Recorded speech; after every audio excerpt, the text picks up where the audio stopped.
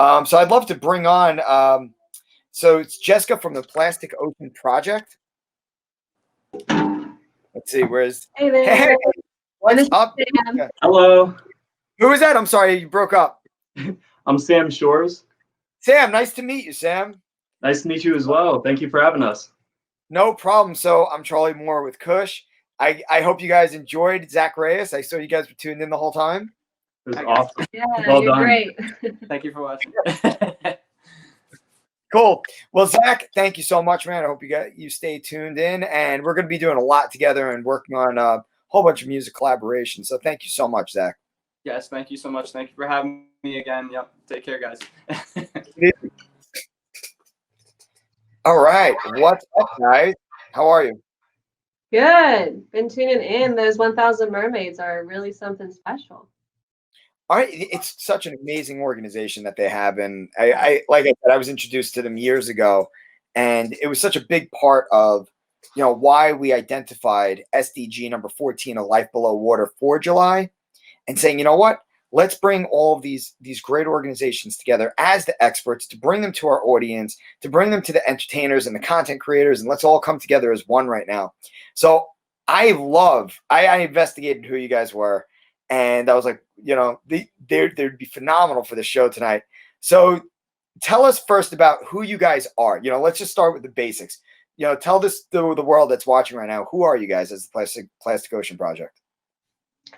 Well, the coolest thing about Plastic Ocean Project is we're a group of all walks of life.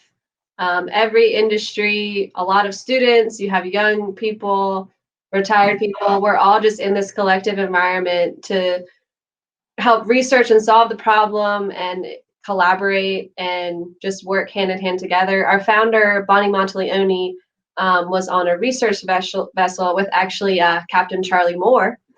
Well, that's the same. What's that? Was it the same spelling or no?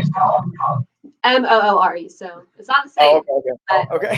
Sam just made that connection, and I thought that was pretty cool. That's really funny. But he runs the Algalita Marine Research Vessel, and so they were resampling the North Pacific Gyre, quantifying the rate of plastic marine debris growth of the Great Pacific Garbage Patch. And when she came upon that massive island of trash in the most remote water of the world, she just knew she had to do something about it. So upon completing her master's program, she co-founded Plastic Ocean Project to provide education through research, outreach through art, and solutions through collaboration. Since I joined the team, my favorite aspect of POP, what we like to call it, is the education through research. Like I said, there's students from 9 years old up to graduate students and retired people working in this lab, testing samples, researching the effects of plastics on our oceans, our marine life, and then our bodies as well.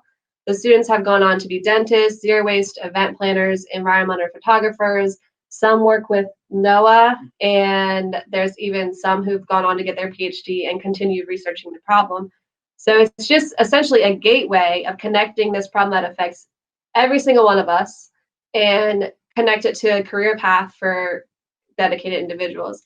And then the outreach for art, I'll let Sam touch on, but you actually brought two pieces in. Yeah, so one of the things that we do is not only do we try and provide solutions to the waste that we see, but we can also make art out of this and create a message that gets people involved. So we have an old surfboard right here that was found on a cleanup. And so I just started getting a painting going right here. I don't know if you can see it too well.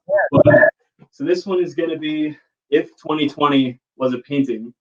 And so that one we will actually auction off. We do consistent art galas and virtual auctions, and we just hosted one this past week to actually support both local artists, but also use the waste that we find to send a message about making this visual of what the problem is, but how we can turn something and create something absolutely beautiful out of it. I did another one where we take old vinyls that are about to be sent to the landfill. Yeah. And we use them as we reinnovate the canvas. And those are just great mediums that we can use as we just try and find something without buying new. And we can try and reuse and reinnovate anything that we can to make it look beautiful, but also be a solution to the waste that could be in our water. So where's your headquarters? So we're based in Wilmington, North Carolina. We're actually adjacent to the University of North Carolina, Wilmington. That's awesome. And how often are you guys going out and looking for plastic or like refuse? We're doing beach cleanups as often as we can. We're at the beach or on highways every other week. Sam spearheads them pretty much daily. And then as far as on actual vessels, we do an annual fishing for plastics tournament, which we get boats involved to actually get out on the water. And then Bonnie with her team, Sam, you've been before, I think, on the When we went Padres. offshore, yeah. We're working on a film to kind of document the effects that plastics are having on marine life. And so when they go out to film, they'll always be bringing in plastics. And then we are partnered with a couple organizations who are always out in the water, and they'll send us their samples to study. That's really wild that you guys are talking about that. So do you guys also team up with like fishing vessels and such, and fishing fleets to try to help collect? So far, it's been just a kind of a annual once a year, let's get everyone together. And we've paid the fishermen. So, they're still getting paid for their services, but instead of catching fish, they're catching plastic. But we'd love to incorporate it more. This year was supposed to be a really good year, but social distancing has been a little hard for that. So let's touch upon that. How's that been for you guys? This whole COVID thing going on. What's happening? Yeah, our team has been super dedicated. We've kind of made it our pop circle, our family. So we're not wearing masks around each other, but we're distancing from everyone else. So we're really lucky to have each other. But funding has kind of come to a halt. So we're hopeful that the end of the year or the new year can bring in some more funding so we can continue our research. But our dedication and passion hasn't stopped. It's just a matter of, can we fund the work we want to do? That's so important too, because it's a shame that it all comes down to that funding source as this primary component, as the driver. What are some things that you guys have seen that we convey this out to the audience that's listening right now, the potential contributors of some of the waste that you guys are seeing out there? What is it that you're seeing most of, and how is that impacting the ecology that you guys see and the environments that you guys are grabbing it from, both from the beach and the ships? And what can you do to tell the people to be more conscious, for instance? Sure. Well, right now, there's no doubt everyone's doing takeout. I know that even those of us who moved away from it, as soon as we were eating our own home cooked meals for 3 months and we got the go ahead to go get a takeout meal, we were going to. So that has put we have ocean friendly establishments who have done everything they can to get away from single use plastics. But when you're doing mass volumes of to go food just to stay afloat, you've got to cut costs where you can. So we understand that they're bearing that burden. So when you're going to get takeout, refuse utensils. Have a metal fork in your car, or you're taking your food at home anyways, so you don't need that. You can always refuse lids and straws. The biggest thing is just get what you need. Your food's coming in a container. We got that. With COVID-19, you're getting waste there. But what can you not ask for? Ask for it not to be bagged. And then business owners as well. I know you're a fast-paced environment, but you can take 2 seconds to say, do you need utensils? And then you save money. Sure. You're not giving out utensils. And then your eco-friendly customers are going to be so proud of you that they're probably going to come back, because they're going to say, wow, these people care.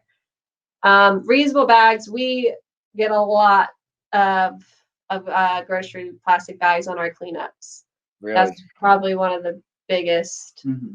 And that, I would love to just put an X on that mindset of that carrying COVID. The CDC has said that surface-to-surface spread is very, very unlikely. So please take your reusable bags. I know I've been to some stores that have signs that say you can't, but then I ask the person, they're like, oh, it's fine. So just take it. Wear it as a purse. Take your reusable bag. You're not doing any harm if you put the food that you are going to consume in your own reusable bag. It's fair game, and will save the environment. And then I would also add, if you go to a grocery store, one trick that I use is most people just have a box in their house, or you can find a box. I go to the grocery store and I will just use a cart, and I tell them not to bag it. And then I go to my car and I just put everything in a single box. I carry it up to my apartment, and it works perfectly fine. And I just keep on using the same box. But I've gotten weird looks when I just carry a massive box of groceries, but I honestly like it because I think it gets people to think about how they can use things that are kind of unconventional and add it to their daily lives. I love that. And I'm glad that you guys hit upon the point with the grocery bags, particularly. I'm a big reusable bag person. I have them all over the place. I keep them always in my car because I always know leaving the house I may forget one. So there's always my static car ones and such. The one I use too, it's pretty cool. It was made out of, it was repurposed from a coffee burlap bag into a reusable bag. So it got another life to it. And then after that one starts to die and rip and shred apart, I could put another life to it by putting it in my garden for water retention. So, it's a pretty cool product. But what you guys said, Sam, what you said about the box, I'm the same guy. I'm the box guy. I bring all my groceries out, box. It's easier to carry a box than a whole bunch of bags sometimes. And Right. Jessica, what you stated to the business owners, that was awesome. Yes, business owners, every single business owner listening right now, and everyone, please just share this and write this statement. And I'm going to try to paraphrase as best as what Jessica stated. Ask your customers if they want it. Do you need utensils? Do you really need the utensils? Ask them. Let's mitigate that type of waste, because most of the time that it is going into waste, especially now. I don't really order takeout, but when I do, I should be more conscious. I let them give me my pre-assorted bag, and when I come home, I have the plastic utensils in there. I'm not even using them because I'd rather use my regular metal utensils. Right. So I'm really glad that you brought that up. I never even thought about that as these restaurants, particularly. So, and yes, it will cut your cost out. So I'm talking to all the business owners right now. Everyone listening, just tag that. Any business owner out there, ask your customer if they need utensils and they need this waste product. No, that was great. So give us an example. What is one of the most unique and largest projects that you guys did? And it might be disheartening to hear about what you guys have found, but let's share with our audience. I mean, some of the impacts that you guys have already created. There's a wide variety of projects going on right now. I would say Sam might have been a part of that one. We were able to ban cigarette smoking on the beach, so it's a smoke-free beach. We still get a lot of cigarette butts on the beach, but the good thing is our cigarette butts are kind of on that line of where the asphalt turns to sand, because people are seeing that and they're throwing it. So there's still our cigarette smokers out there. They're not biodegradable. They will stay there forever. Please throw them in the trash can if you smoke. But they're seeing it and they're throwing it, so they're not necessarily walking on the beach. So they're in a more convoluted area, which is great because it's like 100 in one spot.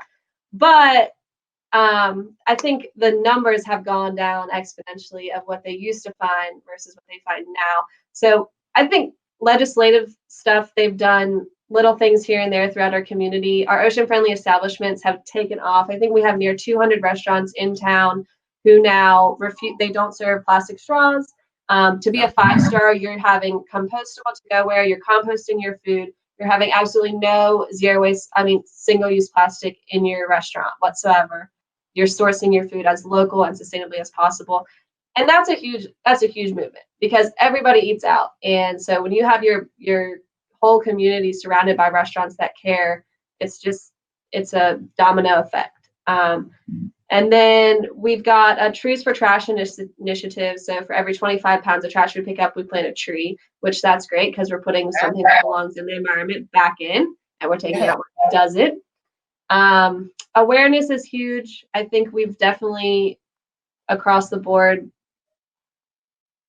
shifted mindsets, thousands of people a year through all of our events and workshops that we go to. The sampling that they come across, Sam is our research guy, but they can really identify and figure out what microplastics are doing to the fish and the salt and the our bodies, and we're able to kind of combat that by saying, hey, look, this is what's happening. What was that study you were talking about? Yeah, so if you've heard of the compound BPA or BPA free, Yeah. it was used to be in everything really, and there was actually a study in 2019 in the Diabetes Metabolic Journal that stated that it actually impacted humans as an endocrine disruptor, and that plastic particles in general do have long-term effects, whether it's on people directly or several generations from now. And I think what we're doing is not only on the science side, understanding how that's impacting the food that we eat, whether that's fish or our drinking water sources, but providing those solutions through ocean-friendly establishments, through recycling cigarette butts, by planting trees near a landfill. We're mitigating those problems at the source by removing them early on.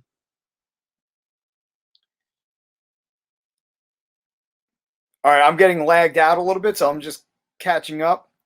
Can you guys hear me okay? Yep. Yep. All right. So when you're so by catching it early on and remediating it, so to say, what are your telltale metrics of how you're impacting, and how do you get others involved to see what you guys are doing? So I would say the Trees for Trash campaign is the most notable way that we've kept track of our impact, but also left a lasting mark. So after Hurricane Florence, thousands of trees were removed and hundreds, if not thousands, of homes were leveled. So we started the Trees for Trash campaign, and what this did was, like Jessica said, for every 25 pounds of waste removed, we went and planted a tree. So over the course of 2 years, we ended up removing about 12,000 pounds. We Wow. planted about 3,000 trees. We planted 1,500 next to in the New Hanover County landfill, and then we ended up donating 1,500 to local homeowners. And I think this way, we actually have an awesome way of quantifying our waste in the amount of pounds we removed in homes that were destroyed, but also in our watersheds, along our beaches. And we can show people, here's the waste, and here's the evidence through research that shows that these toxins have lasting impacts. But then we leave another mark by planting a tree in areas, and trees have just tons and tons of benefits, whether that's mitigating toxins in runoff water or creating solidified land to prevent erosion from future storms and protecting areas. I think we found a really good balance of getting people who want to pick up trash, but also people who want to plant trees, because I know almost everyone can be excited to plant a tree. I think we've gotten really good ways of getting people involved through that initiative. That I love it. I mean, I love just hearing about, especially the erosion piece. It's so important that we maintain the preservation of our coastal waterways. And every time we develop something, we're taking away that integral root system that keeps our soil and keeps our land there. This is amazing. And I know that you guys also have an art project as well. Yeah, so Bonnie, the founder, was an artist. She is an artist. So she had a traveling art show, and she would take it around and show people, and it was all made of plastic she had found in the ocean. A lot of lids, caps, shovels, and she would take it and speak to people on behalf of found and turn it into actually This piece right here was one of the 4 panels that was used that traveled across the nation. Wow. Telling the story of what goes around comes around, and how our plastic waste is integrated into our coastal and marine ecosystems. That's beautiful. Who painted that? Bonnie. Well, the original. I don't think this is the original. No, this is a printout. The original is safe right now, Yeah. somewhere that I don't know, but less than paint. It's actually the plastic glued on. Mm-hmm. Wow. Yeah. Wow.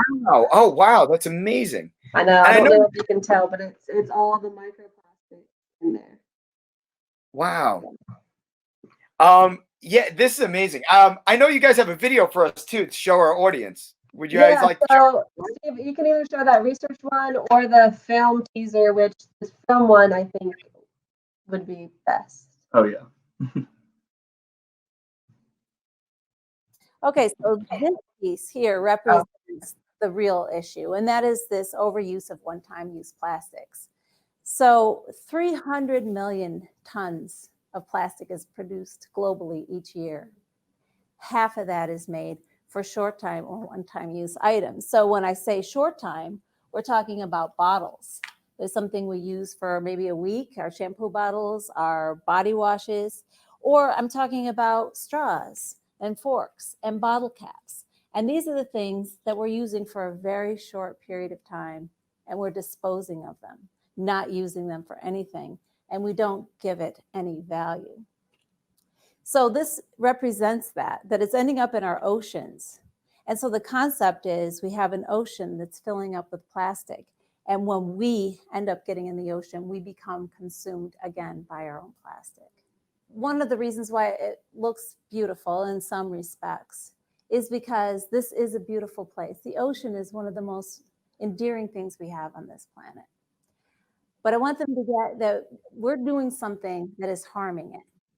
And this one thing that we're doing is something that we can all do something about, right? I mean, we can't go pluck mercury out of the ocean, but we can pluck plastic out, and we can reduce our use of plastic. So let's just say we decide to just make 3 behavioral changes. We bring our own coffee cups, we bring our own bottles for cold fluids, and we bring our own bags. Just those 3 things can reduce the amount of plastic we're using. That That's was fun. That's profound. that was amazing. I'm having some technical issues, by the way, on my end. I'm having a hard time hearing you guys. I don't know what's going on. And I'm watching it. I was watching that video live on Facebook, and everything's coming in clear. So just bear with me a moment. If I seemed like lagged out or anything, just wait. Well, if you want, Steve could go right back into we're working on a film that's come out next summer, and it's not a doom and gloom film because it's really, really beautiful. Steve, do you know what I'm talking about?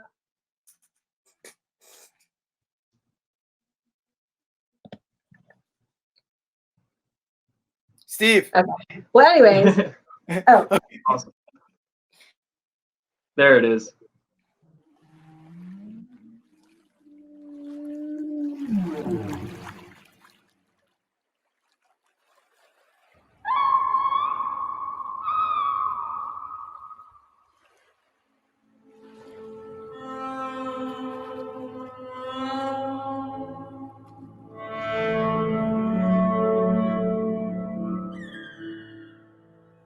I love thinking about the birds singing their higher pitched songs up in the trees, while far below the ocean surface, whales are singing a similar song, just at a slower speed and at a lower pitch.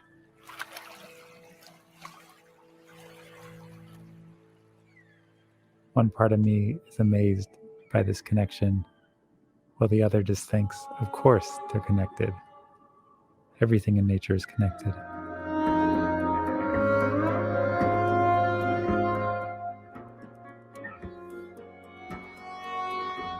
Whales are highly dependent on sound for their navigation and communication.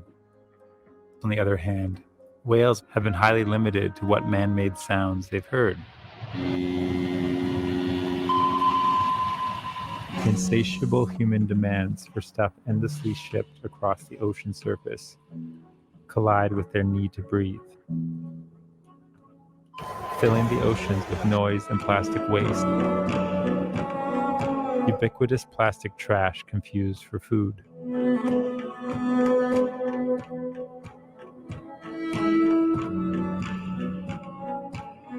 Man-made chemicals that find their way into marine mammals' mother's milk.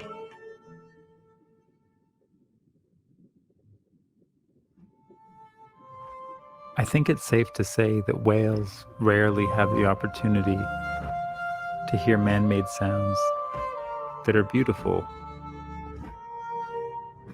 I believe that whales would be curious, excited, and interested to hear more music from us.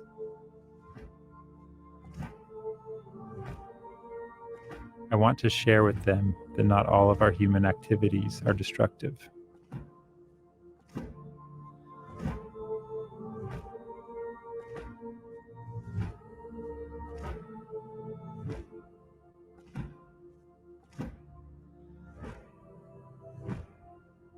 People have been trying to save the whales for decades. I want to learn their struggles in hopes to communicate their story. I am in search of answers to the ocean calling. Could it be that whales are saving us?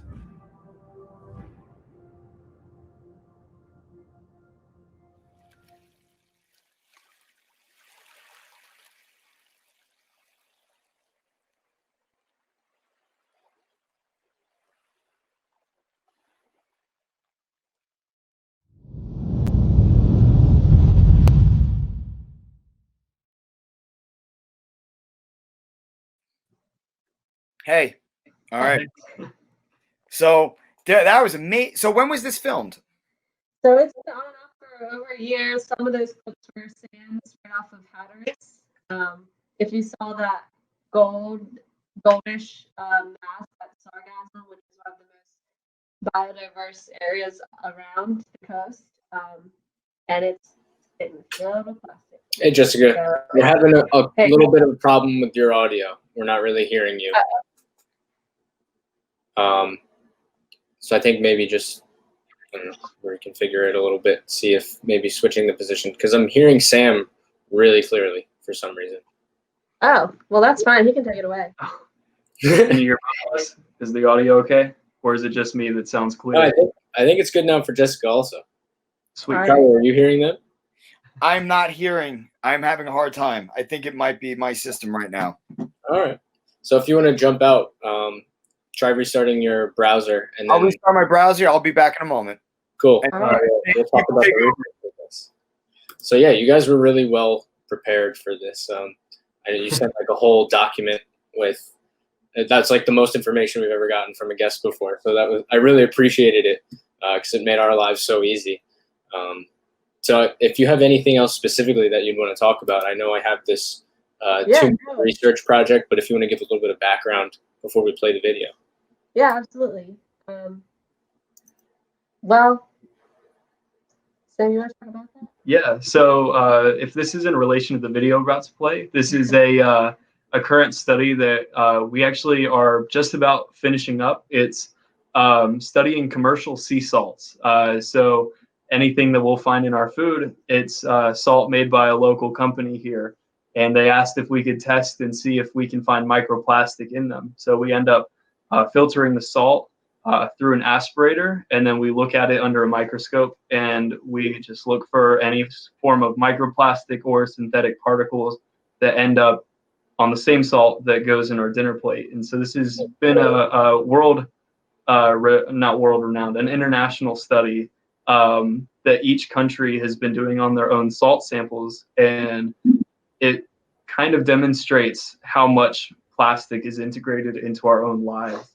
So we found a lot of particles on commercial salt. And so what we're doing is we're going back through with an equipment called a Fourier transform infrared microscopy, or FTIR. And what this does is it tells us the exact chemical composition or the type of plastic that we see in these salts, whether that's polyethylene from a plastic water bottle or polystyrene from a to-go container or something, and how that's coming back into our own human health. And so it's really interesting to see how much plastic affects us on levels that we can't see. So the video that we'll see explains a little bit of the process of how we get there, the importance of an FTIR, and just a very brief overview of some of the things that we study here in our lab. Yes. Cool. So go.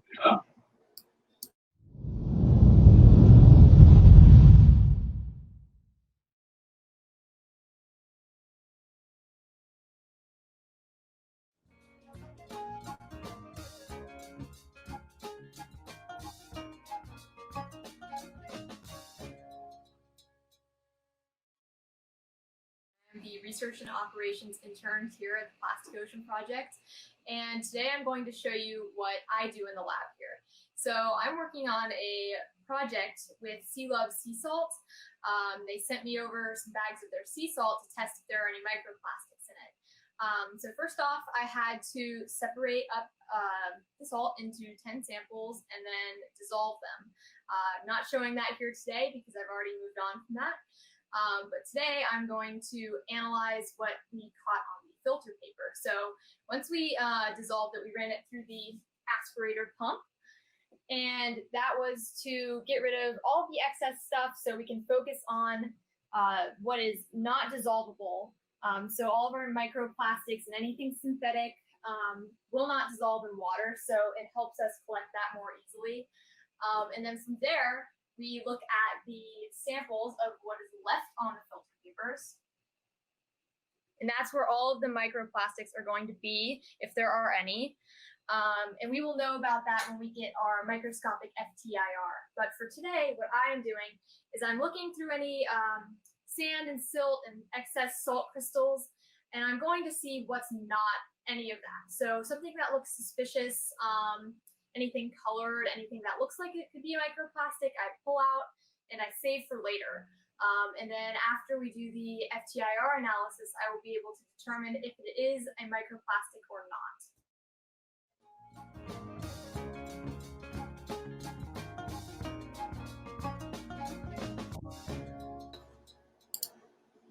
Well, that was alarming. And our FTIR is going to deliver tomorrow. So if anybody's watching who has supported us, thank you for your contribution. I can't hear you. I'm sorry. You can hear that? It's Yeah. just maybe back up. I'm not sure. Can you hear me? Yeah, I hear Sam loud and clear. That's so weird. So anyway, yeah, that piece of equipment, the FTIR, is actually being delivered tomorrow. So for anybody who's contributed and is supporting our mission in that step of research, a bunch of appreciation and gratitude for you. But we have some really, really awesome updates on research coming once we start employing that equipment. We'll be able to learn just the total other side of the research aspect about what's really in our water and our salts and our fish. Yeah, it has to be going through not just the salt. That's just one example. Yeah. Right. Where did you know where you're sourcing the sea salt from? Is there a specific waterway that's more polluted than others, maybe? So these are, I believe, just off the coast of Wrightsville Beach in our local area, but we're actually based off of the Cape Fear River. So we are downstream from almost every major city and town, specifically Raleigh, North Carolina, our state capital. So every single pollutant that's in there comes downstream to us.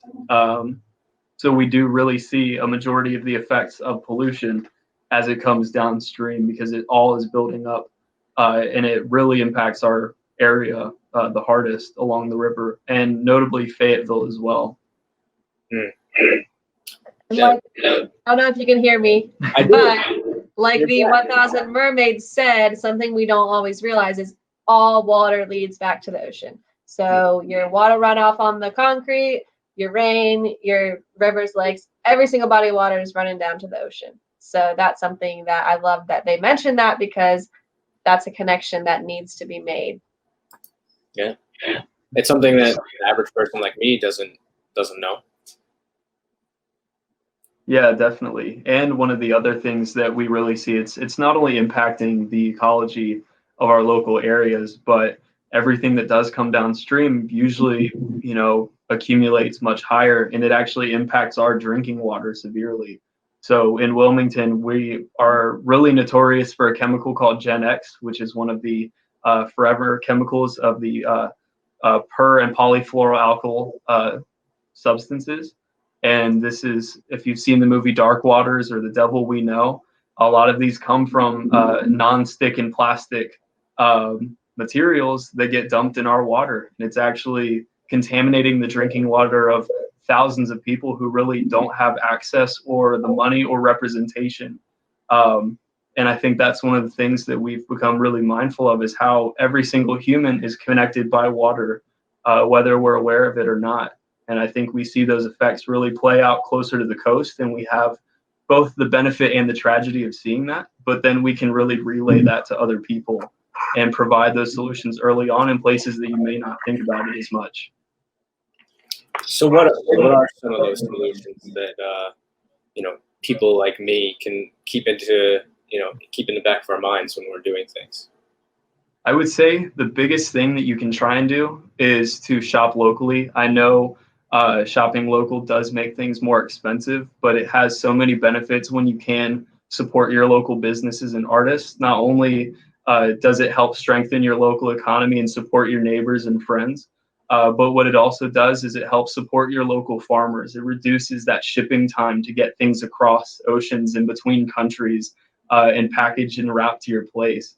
And I think understanding what you use with your dollar every day, even if you just make those small changes, like bringing a bag to the grocery store or saying I'm going to try and support my friends and neighbors at the farmers market, and trying to become more mindful of what you support and how you can sort of mitigate your waste or reduce the waste that you create. There's tons of really easy solutions out there, like bringing your bag or using a box at the grocery store, and finding ways to reuse as much as you can before you have to throw it into the landfill. I think finding upstream solutions so that throwing something away is the last thing we have to do is probably the best way to make a change. Yeah, I know. I spoke with Charlie about the plastic reusable bags earlier today. And I live in New York. I live in New York City. So we just recently banned not single-use plastics, but plastic garbage bags. So now all of the stores encourage you. They give you like a little discount if you're using a reusable bag, and they also like supply paper bags now. Is there any difference between like the effect of a paper bag versus a plastic bag on the environment? Well, a plastic bag is gonna be around on Earth for about 1,000 years.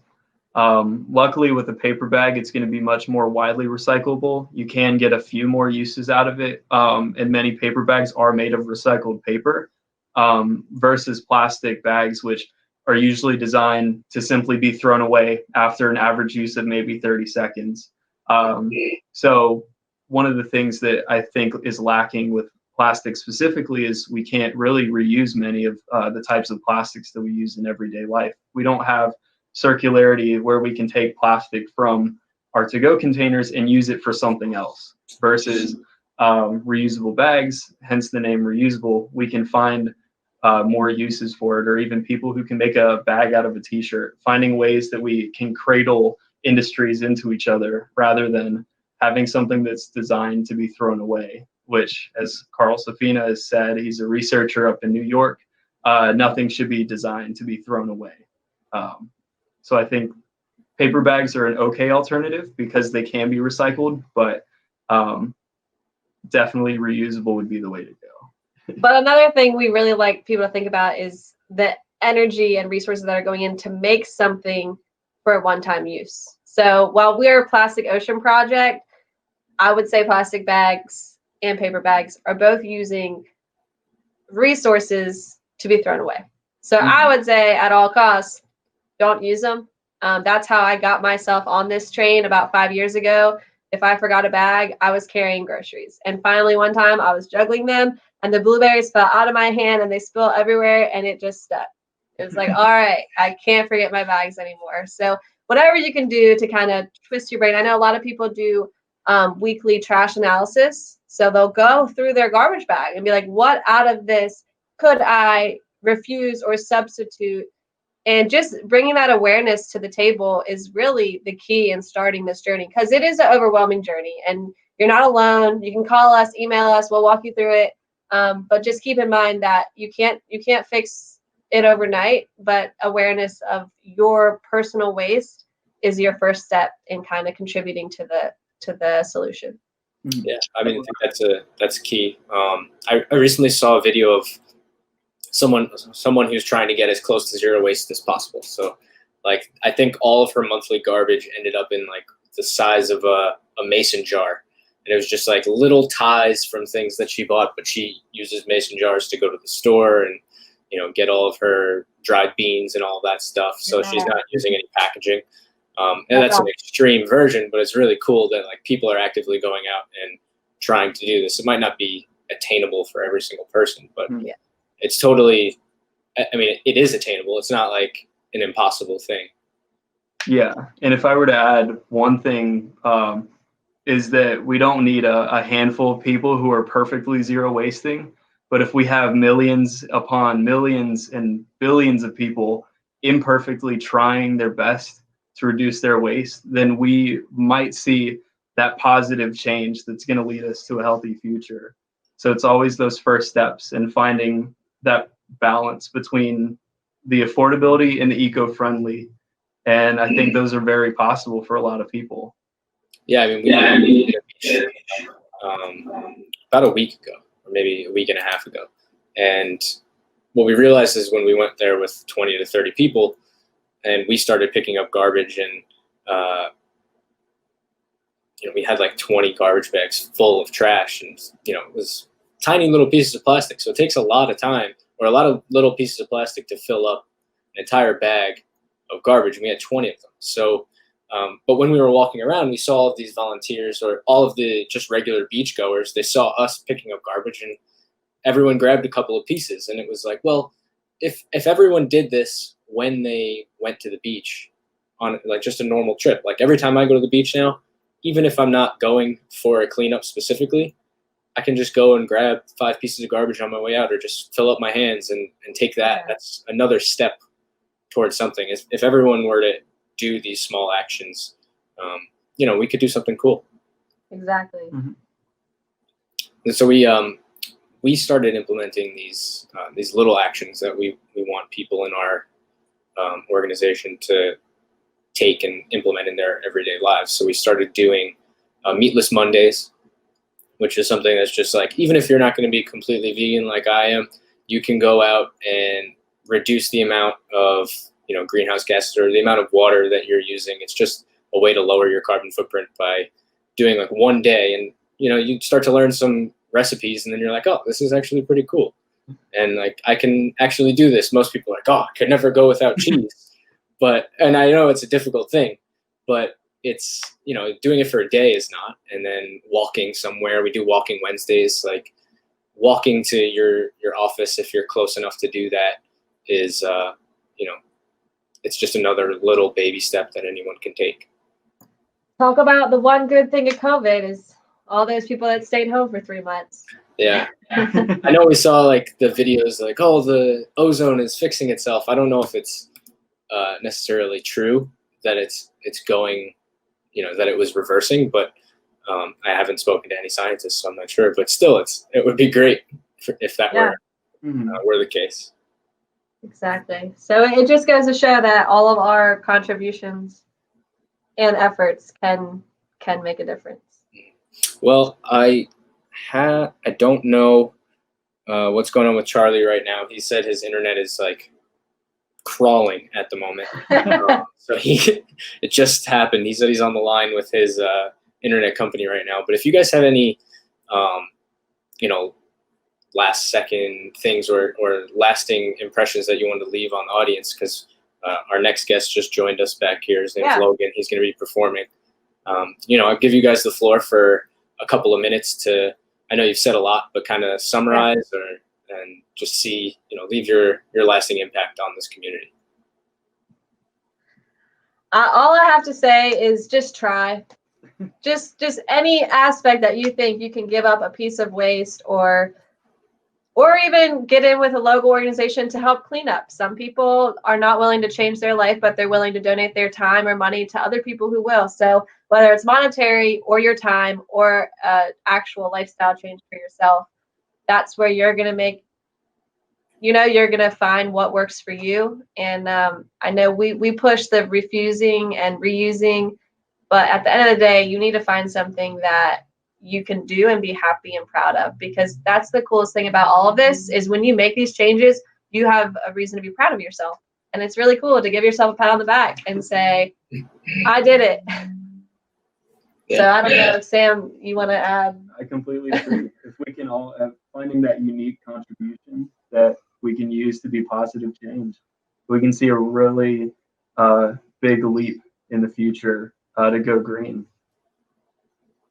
Very cool. Well, thank you guys. I'm actually going to bring in Logan right now so we can continue this conversation with the three of us, and then I'll kick you guys out. All right, sounds good. So